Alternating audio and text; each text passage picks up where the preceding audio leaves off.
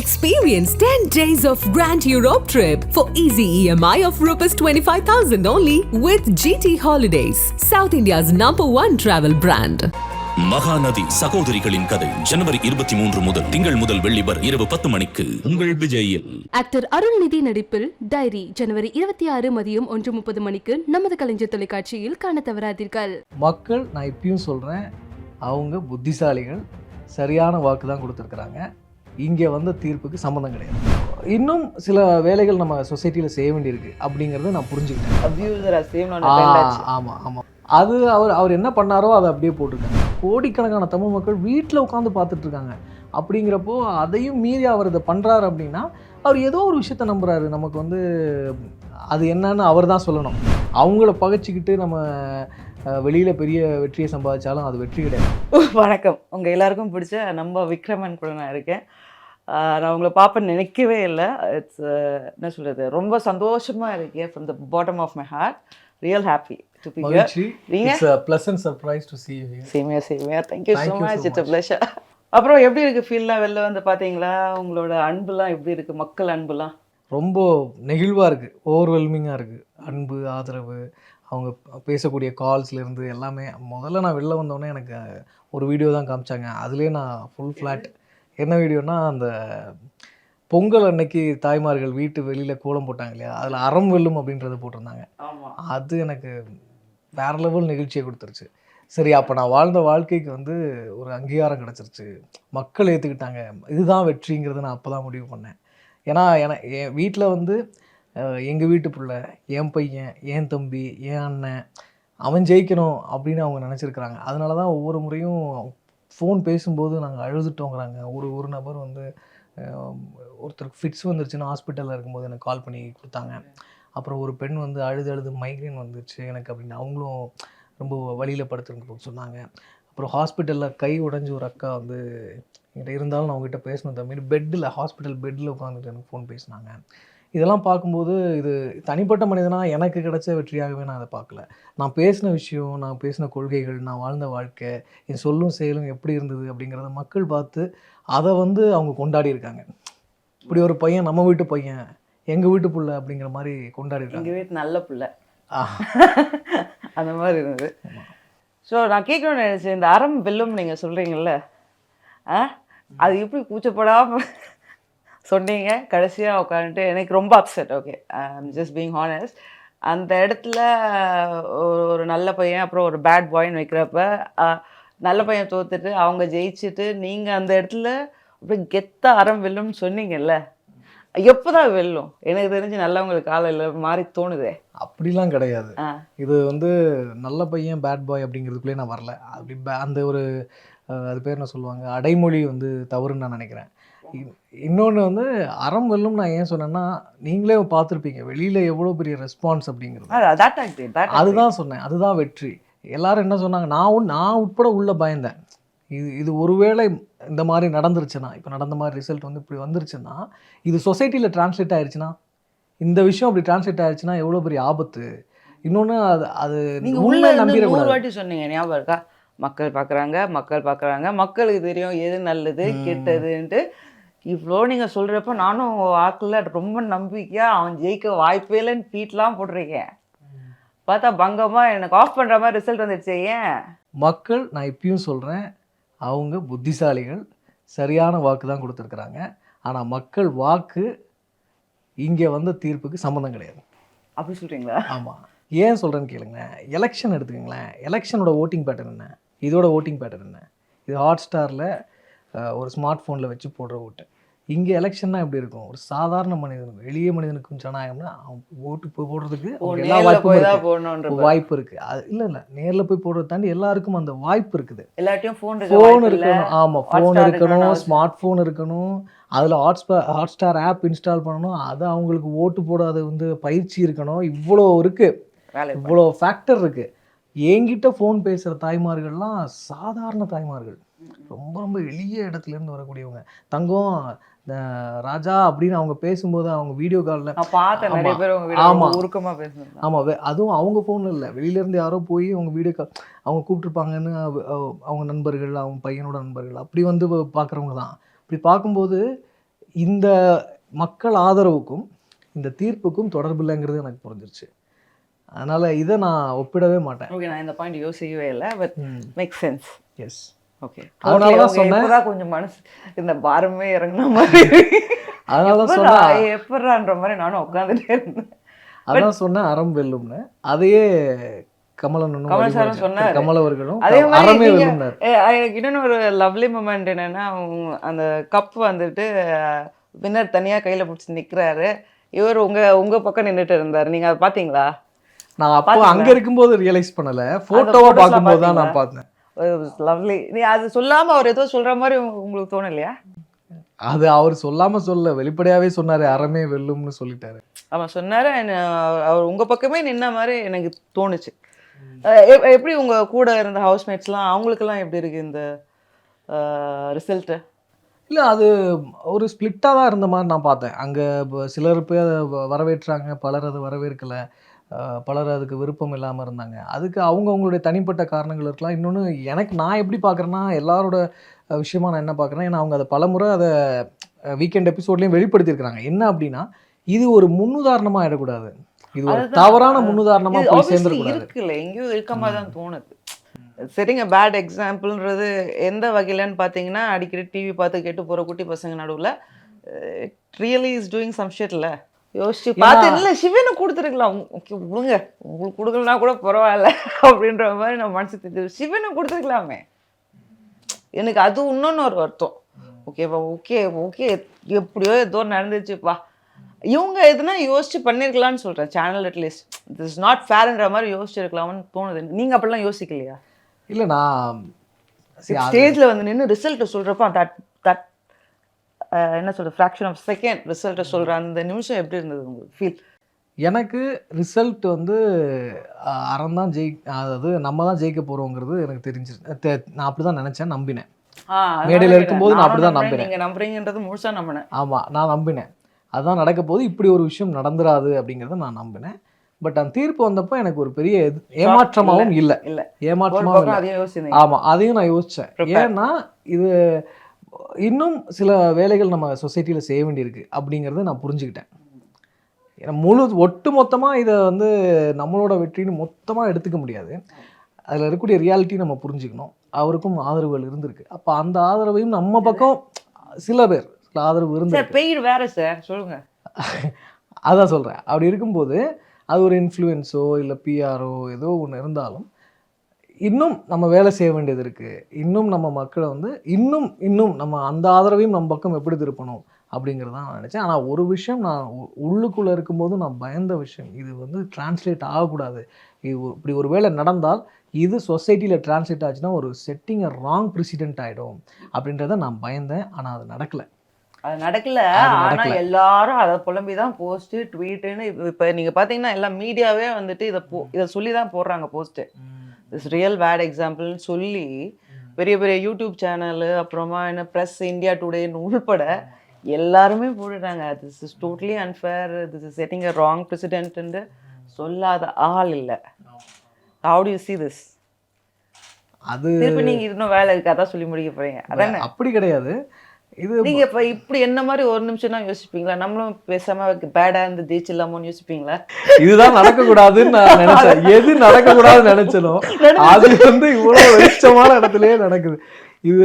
இது வந்து தவறு. நீங்க அதை விட்டுறணும், காட்டை விட்டுறணும். அப்படி ஜெயிக்கிறது நம்ம எப்போ இந்த வெற்றி, அதாவது இந்த கோப்பையோ இந்த பணமோ இந்த தீர்ப்போ உண்மை அல்லங்கிறத நீங்க நம்பணும். நான் முழுமையா நம்புறேன், அதை நீங்க நம்பணும். ஏன்னா பார்த்துட்டு இருக்கக்கூடிய மக்கள் நம்புறாங்க. அதனாலதான் இப்போ நம்மளை கொண்டாடுறாங்க. நான் வந்துட்டு கமெண்ட்ஸை பார்த்து தான் தேத்திக்கிறேன். ஏன் அப்படின்னா டிவியில் வந்துட்டு அஸ்வின் வின்னு போட்டது கீழே பொறுமையா உட்காந்து படிச்சேன். ஒரு கமெண்ட்டையும் ஹார்ட்லி ஒரு 2 கமெண்ட்டு கூட வின்னருக்கு சப்போர்ட்டிவாக இல்லை. 99.9% வந்துட்டு விஜய் டிவியை திட்டி தான் போட்டிருக்காங்க கமெண்ட்ஸ் எல்லாமே. தப்பு, இது தப்பு, வெரி பேட், அது இதுன்னு all bad words, beep beep beep beep பீப்னு தான் இருக்குது. ஸோ அதெல்லாம் பார்த்துட்டு தான் சரி ஓகே, எங்கேயோ இன்னொன்று நடந்துச்சு, நம்ம தெரியல விடுப்பா அப்படின்ற மாதிரி விட்டேன். நம்ம மூளை கேட்டல. இன்னொன்று, இதை வந்து எலெக்ஷனோட கம்பேர் பண்ணி இதுதான் மக்கள் தீர்ப்பு நம்ம வந்து நினைக்கவும் கூடாது. ஏன்னா இது நான் ஓட்டிங் பேட்டர்ன் ஒன்று சொன்னேன். இன்னொன்று எலெக்ஷனில் இதை விட அதிகமான டிரான்ஸ்பரன்சி உண்டு. இங்கே நமக்கு டிரான்ஸ்பரண்ட்டாக எதுவும் தெரியாது. அப்படிங்கிற பட்சத்தில் இதை நம்ம அப்படி ஒப்பிட்டு பார்த்து மனசு வருத்தப்படுறதோ வருத்தம் இருக்கும். கண்டிப்பாக இது தமிழ்நாடு முழுக்க உலகம் முழுக்க தமிழர்கள் பார்க்குற ஒரு ஷோ. டிவியில் வந்து 106 நாள் ஓடி இருக்கு. எல்லாரும் அதோட வாழ்ந்துருக்குறாங்க. அப்போது நம்ம பார்க்கும்போது ஒரு வருத்தம் இருக்கும். ஒரு ஐயோ இப்படி ஆயிடுச்சேன்ற ஒரு வேதனை இருக்கும், நிறையவே இருக்கும். பட் இதை நம்ம நம்பிடக்கூடாதுன்னு நான் சொல்கிறேன். இதை நம்பிடக்கூடாது. ஏன்னா இதை விட மோசமான விஷயங்கள்லாம் கூட ஒரு நாள் தான் கொண்டாடி இருப்பாங்க. தோத்தது ஒரு வாரத்துக்கு இன்னும் உங்களை பற்றி தான் பேசிட்டு இருக்காங்க எல்லாருமே. இது டோட்டலி இது இவ்வளோ என்னென்ன ட்ரெண்ட் ஆயிடுச்சு பார்த்தீங்களா நீங்கள்? ட்ரெண்டிங்லாம் பார்த்தீங்களா? ட்ரெண்டிங் அரம்பெல்லும் பார்த்தேன். அதுக்கப்புறம் என்னை பற்றி ஒரு பக்கம் வந்து பூமர் விக்ரமன் அப்படின்னு ட்ரெண்ட் பண்ணிட்டு இருந்தாங்க. ஓகே. அப்புறம் வந்து வேற நான் கவனிக்கல. அது எப்படிங்க அவரை திட்டின எதுவுமே நீங்கள் கவனிக்கல? நிஜமாலே கவனிக்கலையா? அப்போ பார்த்தேன், நான் பார்த்தேன். பார்த்தீங்களா? அபியூசர் சேம் ட்ரெண்ட் ஆச்சு. ஆமாம் பார்த்தேன். அதை பற்றின உங்களுக்கு கருத்து? அது அவர் என்ன பண்ணாரோ அதை அப்படியே போட்டிருக்காங்க. உண்மையை அப்படியே போட்டிருக்காங்க. பட் வைஸ் இல்லை, எனக்கு இன்னும் அவர் இப்படிலாம் பண்ணாதான் விஜய் டிவி வச்சுக்கோன்னு பண்ணாரா இல்லை நிஜமாலே அவர் அப்படி தானே ஸ்டடி பண்ணீங்களா? இல்லை, என்னை ஸ்டடி பண்ணதை தாண்டி நான் இப்போவுமே நான் நம்புகிறேன். என்னென்னா அவர் ஒரு விக்டிம் தான் நான் நம்புகிறேன். என்னென்னா அவர் ஏதோ ஒரு நம்புறாரு, இப்படி பண்ணால் நமக்கு ஒரு விளம்பரம், நமக்கு லைம் லைட் கிடைக்கும். லைம் லைட்டுக்கு கிடையாது, வெளியில் காலி துப்புனாலும் பரவாயில்ல, எனக்கு வாரம் காசு இருக்குது, நான் 100 days உள்ளே இருக்க போகிறேன், எனக்கு எவ்ரிடே காசு, அண்ட் டு டாப் இட் எனக்கு விஜய் டிவி எலிமினேட் பண்ணாது அப்படின்ற மாதிரி அவர் ஃபீல் பண்ணியிருப்பாரோ? இல்லை, அது அவரை தான் கேட்கணும். பட் அது அப்படி அந்த மாதிரி வார்த்தைகள் வேண்டாம். என்ன அப்படின்னா ஒரு விஷயம் தான் என்னன்னா, அவர் வந்து ஏதோ ஒன்று நம்புறாரு. அது என்னன்னு எனக்கு தெரியல. ஆனால் நான் முழுமையாக நம்புகிறேன். ஏன்னா இது இந்த தமிழ்நாடு வந்து நம்ம ரொம்ப கமெண்டபிள் பூமி. அதாவது பெண்களுக்கு ரொம்ப முக்கியத்துவம் கொடுக்கக்கூடிய ஒரு மண். அரசியலே பெண்ணுரிமை அரசியல் தான் இங்கே பேசப்படுற அரசியல். அப்படி இருக்கும்போது தமிழ் மக்கள் பார்த்துட்ருக்காங்க, கோடிக்கணக்கான தமிழ் மக்கள் வீட்டில் உட்காந்து பார்த்துட்ருக்காங்க. அப்படிங்கிறப்போ அதையும் மீறி அவர் இதை பண்ணுறாரு அப்படின்னா அவர் ஏதோ ஒரு விஷயத்த நம்புறாரு. நமக்கு வந்து அது என்னன்னு அவர் தான் சொல்லணும். அப்படி ஒரு விஷயம் நம்புறாரு. நிறைய பண்றாரு. ஆனா அதனால எனக்கு அவரை பார்க்கும்போது விக்டிம் மாதிரி தான் தெரிஞ்சது. கோவம்லாம் வரல, அவர் மேல கோவம் சுத்தமா வரவே இல்லை. ஏன் இப்படி இருக்காருன்னு தோணுச்சு. நிறைய இப்போது நம்ம வீட்டில் யாரோ இருப்பாங்க, நம்ம தவறு பண்ணுவாங்க, நமக்கு கண்ணுக்கு தெரிஞ்சு தப்பாக பேசுவாங்க, நம்ம கரெக்ட் பண்ணிக்கிட்டே இருப்போம். ஒரு கட்டத்துக்கு மேலே நான் விடவே இல்லை. நான் கடைசி நாள் வரைக்கும் விடுறேன். ஏன்னா நான் அதில் உறுதியாக இருந்தேன். நார்மலைஸ் நான் பண்ணக்கூடாதுன்னு உறுதியாக இருந்தேன். வீட்டில் இருக்க எல்லாரும் விட்டுட்டாங்க, ஒரு சிலர் தவிர. நிறைய பேர் அதை அவர்னா அப்படி தானே பேசுவாங்க. அது கடைசி நாள் 2-3 நாட்களில் ஒரு ப்ரொமோ ஷூட் ஒன்று, இல்லை இதெல்லாம் முன்னாடி வீட்டுக்குள்ளே இருக்கும்போது சொல்கிறேன். அப்போ வந்து ஒரு இடத்துல வந்து ஷிவினே சொன்னாங்க, 106 நாள் இப்படி தானே இருந்தார், அவரை பற்றி தான் உங்களுக்கு தெரியுமே அப்படின்ட்டாங்க. ஐயோ என்ன இது அப்படின்னு. இதுதான் நான் நடக்கூடாதுன்னு நினைச்சேன், இந்த நார்மலைசேஷன் தான் நடக்கூடாதுன்னு நினைச்சேன், இது அக்செப்ட் பண்ணிக்கிட்டாங்களே அப்படின்னு எனக்கு ரொம்ப ஷாக்கிங்கா இருந்தது. ஆமா, ஆனா நான் கடைசி வரைக்கும் நான் வந்து எந்த இடத்துல ஒன் பாயிண்ட் ஆஃப் டைம் பண்றப்ப இது இவ்வளவுதான் அப்படின்ற மாதிரி போயிடுவோம்ல. Not just him, anything for that matter. நான் கடைசி வரைக்குமே எங்கெங்கெல்லாம் தவறான விஷயங்கள் போதிக்கப்படுதோ, இல்லை ஏற்கனவே மைண்ட்ல நமக்குள்ள விதைக்கப்பட்ட விஷயங்கள் இருக்கும்ல, பொண்ணுங்க தான் பாத்திரம் கழுவணும், அப்போ அதெல்லாம் வந்துட்டு ஏன் ஆக்சுவலா அந்த மாதிரி பேசுறவங்கள தானே நம்ம பூமர் சொல்லணும். கன்சர்வேட்டிவா பொண்ணுங்க தான் பண்றாங்க, பாத்திரம் தொலைக்கணும், பொண்ணுங்க தான் இப்படி இருக்கணும், பொண்ணுங்க தான் அதை பண்ணணும்னு சொல்றது தானே கன்சர்வேட்டிவ். அவங்கள தானே பூமர் சொல்லணும். அதோடய அவங்கள பூமர்னு சொல்றாங்க. ப்ரோக்ரெசிவா இருக்கவங்களை எப்படி பூமர் சொல்லலாம்? ஆக்சுவல் பூமருக்கு என்ன அர்த்தம்? பூமருங்கிறது வந்து 1960s பிறந்தவங்கள பூமர்னு சொல்லுவாங்க. ஏன் அப்படின்னா 2ஆம் உலகப் போருக்கு அப்புறம் பிறந்த குழந்தைகளை பேபி பூமர்ஸ்ன்னு சொல்லுவாங்க. அந்த அழிவுக்கு அப்புறம் பிறந்த குழந்தை நிறைய பேர் இறந்து போனாங்க இல்லையா, கோடிக்கணக்கான மக்கள் இறந்து போனாங்க. அதுக்கப்புறம் பிறந்த குழந்தைகள் வந்து பேபி பூமர்ஸ் அப்படின்னு சொன்னாங்க. அந்த வருஷத்தில் பிறந்தவங்கள, 1960s பிறந்தவங்கள. ஸோ அப்போ ஃபேக்சுவலாகவும் அது தப்பு. நான் 1988 பிறந்தேன். இன்னொன்று லாஜிக்கலாக பார்த்தாலும் நீங்கள் சொன்ன மாதிரி ரொம்ப பிற்போக்குத்தனமானவங்கள தான் பூமர்னு இப்போ கொலோக்கியலாக அடையாளப்படுத்தப்படுறாங்க. பொண்ணுங்க தான் பாத்திரம் வளர்க்கணும், பொண்ணுங்க வந்து என் முன்னாடி கால் மேலே கால் போட்டால் எனக்கு பிடிக்காது, அவங்க இப்படி பேச போச்சு, அவங்க இப்படி அதட்டி பேசு, அப்படி ஏன் குரலை உயர்த்தி பேசுகிற, நீ ஏன் வந்து தலைமுடியை விரிச்சு போட்டிருக்க, இது என்ன ட்ரெஸ்ஸு, இதெல்லாம் இப்படி பேசுகிறவங்க தான் பூமர். அதானே நீ ஏன் வேலைக்கு போகிற, கல்யாணம் அவங்க எப்படியும் வேலைக்கு கல்யாணம் தானே பண்ணி வைக்க போகிறேன், எதுக்கு படிக்க வைக்கணும், இப்படி கேட்குறவங்க தான் பூமர்ஸ். இவங்க இது எல்லாத்துக்கும் எதிரானவங்க நாங்கள். அதுதான் நானும் கேட்குறேன். அப்புறம் எப்படி இப்படி பேசுறாங்க, எதுக்கு உங்களை போய் பூமர் சொல்றாங்கன்னு கேட்குறேன். அவங்களுக்கு புரியாமல் பேசுகிறீங்க, புரியல. புரியாமல் பேசுகிறாங்க. இனிமேல் கற்றுக்கோங்க, யாரை பூமர் சொல்லணுமோ அவங்கள சொல்லுங்க. சரி, நான் கேட்கணும்னு நினச்சேன். அமுதா போகிறப்ப ஏன் அவ்வளோ வருத்தப்பட்டீங்க? வருத்தப்பட்டதை விட அழுதேன். ஆமாம், கதறி கதறி. ஆமாம், அது ஏன்னா எனக்கு என்னாலே என்னையே அறியாமல் வந்துருச்சு அந்த அழுகை. ஏன்னா அவர் சொன்ன விஷயம், இப்போ நாங்கள் ஜெயிக்கிற வெற்றி வந்து ஒரு தனி மனிதன் வெற்றியாக இருக்கும், நீங்கள் ஜெயிக்கிறது நீங்கள் பேசுகிற விஷயங்களுக்கான வெற்றியாக இருக்கும், ஒரு சமூகத்துக்கான வெற்றியாக இருக்கும் அப்படின்னு அவர் சொன்ன விஷயம். ஒரு அறத்துக்கான வெற்றியை தான் அவர் மீன் பண்ணுறாரு. அப்போ ஒருத்தனை திருத்திட்டோமே அப்படின்னு. அப்படி இல்லை, அவருக்கு புரிஞ்சிருச்சு, அவர் உணர்ந்துட்டாரு அப்படிங்கிறது வந்து எனக்கு வீட்டுக்குள்ளே இப்போ என்னதான் இருந்தாலும் வெளியில் இருக்கவங்க தான் வாக்களிக்கிறாங்க, வெளியில் இருக்கவங்க தான் நம்ம நாமினேஷன்லேருந்து சேவ் பண்ணுறாங்கனாலும் நம்ம அந்த வீட்டுக்குள்ளே இருக்கவங்க கூட நம்ம எப்படி ஒரு ரேப்போல இருக்கோன்றது தான் ரொம்ப முக்கியம். நம்ம கோ எக்ஸிஸ்டன்ஸுங்கிறது ரொம்ப முக்கியம் வீட்டுக்குள்ளே. அவங்கள பகைச்சிக்கிட்டு நம்ம வெளியில் பெரிய வெற்றியை சம்பாதிச்சாலும் அது வெற்றி கிடையாது. அதாவது அவங்கள ஒருத்தர் அவங்களா நம்மளை கோச்சிக்கிறது வேற, நம்மளை தவறாக புரிஞ்சுக்கிறது வேற. எனக்கும் பிறருக்கும் இருந்த பிரச்சனையே ஒரு மிஸ் அண்டர்ஸ்டாண்டிங் தான், மிஸ்கம்யூனிகேஷன், மிஸ் அண்டர்ஸ்டாண்டிங். என்னை பற்றி ஒரு மிஸ் அண்டர்ஸ்டாண்டிங்காக தான் நான் பார்க்குறேன். எங்களுக்கு பர்சனலாக எதுவும் இருக்காதுன்னு நான் நினைக்கிறேன். ஸோ அப்படி இருக்கும்போது அவர் வந்து அதை புரிஞ்சுக்கிட்டு சொல்லும்போது எனக்கு என்ன அறியாமல் வந்துருச்சு. அது ஒரு டவுட் இருந்தது. அப்புறமா வந்துட்டு சிவனுக்கும் உங்களுக்கும் ஒரு வாட்டி ஒரு சண்டை வந்துச்சு தெரியுமா?